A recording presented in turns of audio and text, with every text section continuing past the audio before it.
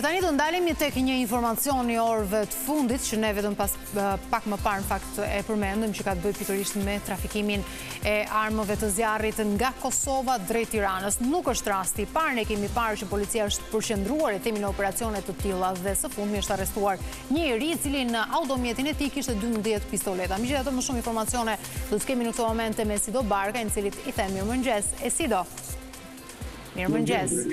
Ditën e djeshme është bërë finalizimin e një operacioni ku në pranga ka përfunduar një 27 vjeçar Dugajin Berisha me origjinë nga Kosova, i cili kishte për qëllim trafikimin e 12 armëve të zjarrit të llojit pistoleta modeleve të reja për llogaritë të grupeve kriminale në Tiranë. Në fakt, agentët e komisariatit nr. 4 për disa muaj kishin informacione për përfshirjen e të rinjut në trafikimin e armëve të zjarrit të sjellë nga Kosova drejt Shqipërisë. Të faktin janë disa episode të dokumentuara nga agentët e krimeve të rënda, ku me pas është ngritur dhe operacioni për arrestimin e tij. Edhe më përpara në fakt për dokumentimin e lefimit të plot sa i takon fakteve për përfshirjen e të rinjut në këtë veprimtari kriminale, ka patur dhe blerje të stimuluara. Të paktën agentët e komisariatit nr. 4 kanë arritur që të blejnë 2 pistoleta modeleve të reja nga Iriu, i cili me pas ishte në Tiranë. Të paktën burime bëjnë me dije se pistoletat kishin për qëllim shitjen e tyre për llogaritë të grupeve kriminale, kryesisht në zonën e Freskut, por dhe jo vetëm dhe në disa zonat e tjera ku dominohen të paktën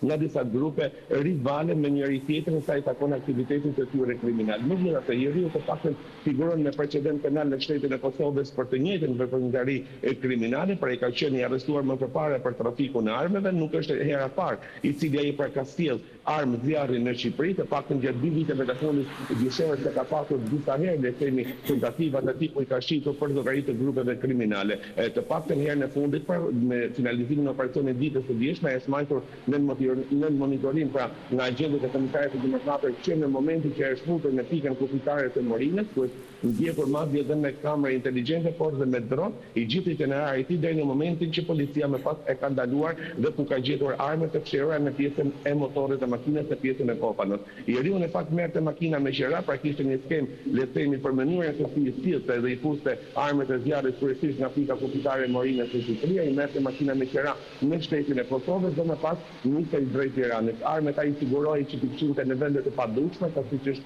në pjesën e motorit apo në pjesën e dyreve të makinës, dhe më pas i shiste me një vlerë nga 1.000 deri në 2.000 ose 2.500 euro për pistolet modele të reja. Gjithashtu policia ka informacione të paktën dhe në vendu se përfshihen armët në shtetin e Kosovës. Të paktën burime bëjnë me dije se është një fabrikë nga e cila për dalin armët e zjarrit në klin të PS. Megjithatë, autoritetet shqiptare kanë një bashkëpunim dhe me autoritetet në Kosovë për goditjen e këtij grupi kriminal i cili furnizonte Tiranën dhe jo vetëm me armë zjarri. Duket të paktën se kohët e fundit Kosova është hyrë si një oazë për grupet kriminale sa i takon sigurimit të armëve të zjarrit. Të paktën gjatë viteve të fundit janë më shumë se 30 raste të goditura mes autoriteteve qoftë shqiptare dhe ato kosovare sa i takon trafikimit të armëve të zjarrit.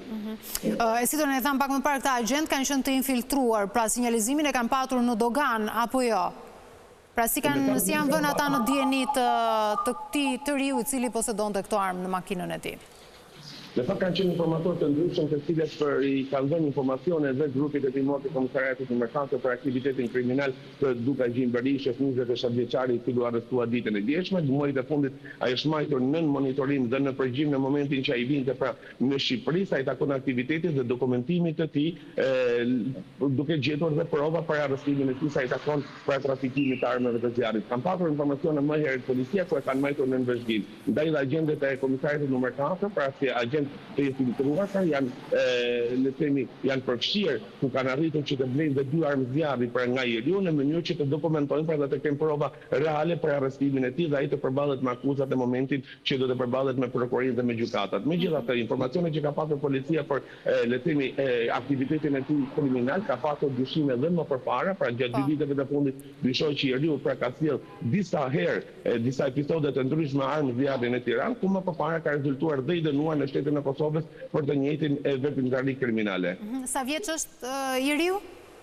është 27 vjeç, i cili është arrestuar dhe përballet me akuzat e ngritura nga prokuroria e Tiranës. Megjithatë do të vijojnë hetimet intensive në bashkëpunim dhe në prokurorinë e Pejës, pasi pritën që pala shqiptare, pra autoritetet shqiptare të përcjellin të gjithë dokumentacionin e nevojshëm, autoritetet kosovare në mënyrë që të kenë një bashkëpunim sa i takon të gjithë strukturave për dokumentimin e plot dhe për goditjen e të gjithë pjesëtarëve të këtij grupi kriminal. E si do t'i the pak më parë që ka patur precedent penal, ka kryer edhe dënim? Apo ne kemi është dënuar në shtetin e Kosovës, jo në Shqipëri, për trafikun e armëve. E qartë. Mirë, ne po flasim për një operacion që siç e the edhe ti duket se ka qenë në qendër të vëmendjes policisë, jo vetëm të Tiranës, por edhe të Kosovës. Ndoshta edhe për faktin që në raporte ndërkombëtare vazhdimisht trafikimi i armëve të lehta dhe jo vetëm në rajon ka qenë si problematik. A janë marrë masa, qoftë edhe nga Kosova kryesisht, sepse ne e dimë që mund të ketë armë të cilat kanë mbetur kryesisht nga lufta që janë në duart e civilëve, këto janë duke përveç asaj fabrikës që ti e përmende në Pej, mund të jenë edhe një formë për t'i shpërndar, për t'i shitur. Çfarë është duke u bërë në këtë drejtim? A kemi një informacion? Në fakt Bettina, gangren letemi e shoqërisë shqiptare dhe jo vetëm për rendit dhe sigurisë kanë qenë të paktën deri përpara 3 vitesh armët e mbetura nga viti i mbrapsht 97-s, ku shumica e armëve u shpërndan në popullat. Megjithatë, vitet e fundit duket se nuk kemi të bëjmë me armët e viteve të 97-s, por me modele të reja, kryesisht modele të futura nga shteti i Kosovës dhe jo vetëm. Pra, ndaj refleksove më përpara duket se Kosova është kthyer si një oazë për grupe kriminale në Shqipëri për të furnizuar pikërisht me armë zjarri. Pra nuk të kemi të bëjmë me armë të vjetra, por janë modele të reja të cilat sillen kryesisht nga shtetet e ndryshme të Europës, me pas futen në Kosovë dhe nga Kosova me pas në rrinë e distribucionit final në Shqipëri. Ne ka patur në një bashkëpunim të ngushtë me autoritetet shqiptare dhe atyre kosovare, kujtojmë që përpara një viti në fakt u godit një grup i madh i cili merri me trafikimin e armëve të zjarrit, ku sekuestruan një arsenal i fuqishëm armëve të zjarrit, jo vetëm pistoleta, por dhe armë më të rënda dhe ato të sofistikuara me silenciator. Ndaj ka patur një bashkëpunim të ngushtë mes autoriteteve, por është vështirë le të themi goditja atyre në gjenezë. Padyshim që arrestimi i 27 vjeçarit Dukagjinë Berisha pritet dhe sekuestrimi i telefonit të tij, i cili është bërë tashmë nga policia, por të zbërthyer në laboratorin e policisë shkencore për të parë komunikimin se me ka patur pra le të themi komunikimet e fundit, kush kanë qenë personat të cilët kanë porositur 12 pistoletat i cili i riu për u arrestuar në momentin që sapo u fut në territorin e Shqipërisë, por gjithashtu dhe personat e tjerë në shtetin e Kosovës të cilët janë të lidhur me 27 vjeçarin. E si do unë e di energjinë që ke ti, kështu që përfitoj edhe të të bëj 2 pyetje të tjera. E para duke qenë se ne vazhdimisht po flasim për trafikun e armëve, kjo tregon që të rinjt nuk stepen, le të themi, dhe vazhdojnë e kryen aktivitetin e tyre, por edhe rasti i këtij djali i cili ka patur precedent penal pikërisht për trafikimin e armëve dhe ka vazhduar ta bëjë. Do thotë kjo që ka, le të themi, masa të lehta që i bën këta qytetarë të mendojnë që munden ta vazhdojnë trafikun e armëve pa u stepur dhe pa patur, le të themi, një qasje për të tërhequr nga trafiku i armëve, pavarësisht se shpeshherë janë proceduar apo edhe janë dëshkuar nga policia?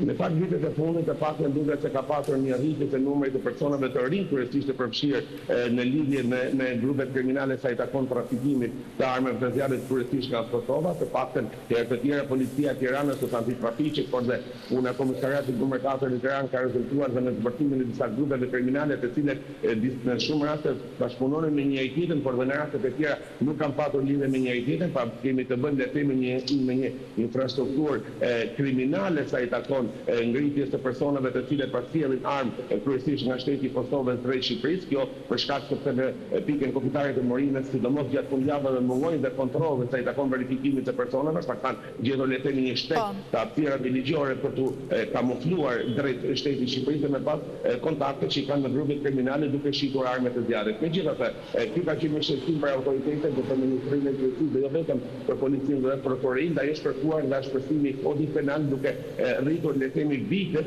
dhe duke shpërthyer kodin penal në mënyrë pa që të kemi një burgim më të ashpër sa i takon personave të përfshirë në aktivitet kriminal. Megjithatë, të paktën kohë punës ka rezultuar se shumë persona të përfshirë në këtë skema kriminale kanë arritur që të gjejnë shtegjet ligjore për të shfaqsuar ose për të dënuar para pak dhe më pas kanë vijuar sërish aktivitetin e tyre. Pra nuk janë ndërgjegjësuar. E si do dhe e fundit, që edhe nëse nuk do e kishe si informacion, do e mirë kuptoja se patjetër nuk ka lidhje drejt për drejt me Shqipërinë, po me Kosovën më shumë. Për te i trafikët që vjen të armëve nga Kosova drejt Shqipërisë, a ka edhe vende të tjera cilat furnizohen nga Kosova në dijenin tënde? Të paktën kohët e fundit ose kujtojmë një operacion i cili është finalizuar përpara një viti mes antitrafiqeve të Tiranës dhe policisë së Kosovës, ka rezultuar që janë disa shtete të rajonit të cilat furnizohen sa i takon armëve të zjarrit modeleve të reja. Sekuestrimi i armëve të zjarrit kanë zgjedhur në fakt dhe origjinën fillestare të këtyre armëve të zjarrit, të municioneve luftarake, kryesisht të sjellura nga shteti i Austrisë, por dhe vendet e tjera të Bashkimit Evropian, të cilat në mënyrë toksore, në rrugë toksore, pra nga Hungaria ose nga Serbia, pikë parë ndalonin në Kosovë dhe me pas shpërndarësin dhe në vendet e tjera. Grupe kriminale të cilet janë goditur më përpara në bashkëpunim me autoritetet, pra grupe kriminale të përbërë nga shtetat shqiptarë të Shqipërisë, por dhe shtetat shqiptarë të Kosovës, ka rezultuar që trafikonin armë zjarri dhe në shtetin e Greqisë. Pra, kemi të bëjmë letemi me disa grupe të forta kriminale të cilet tashmë kanë arritur që të gjejnë rrugët për shpërndarjen e armëve të zjarrit jo vetëm në Shqipëri, por edhe në vendet e tjera. E qartë. Si do unë them gjithmonë je i pakapshëm për informacione të jashtëzakonshëm si gjithmonë. Faleminderit shumë për të gjitha detajet që përcollën në studio. Mirë, ne tani do të shkojmë në një hapësirë shumë të shkurtër publicitare. Kthehemi vetëm pas pak.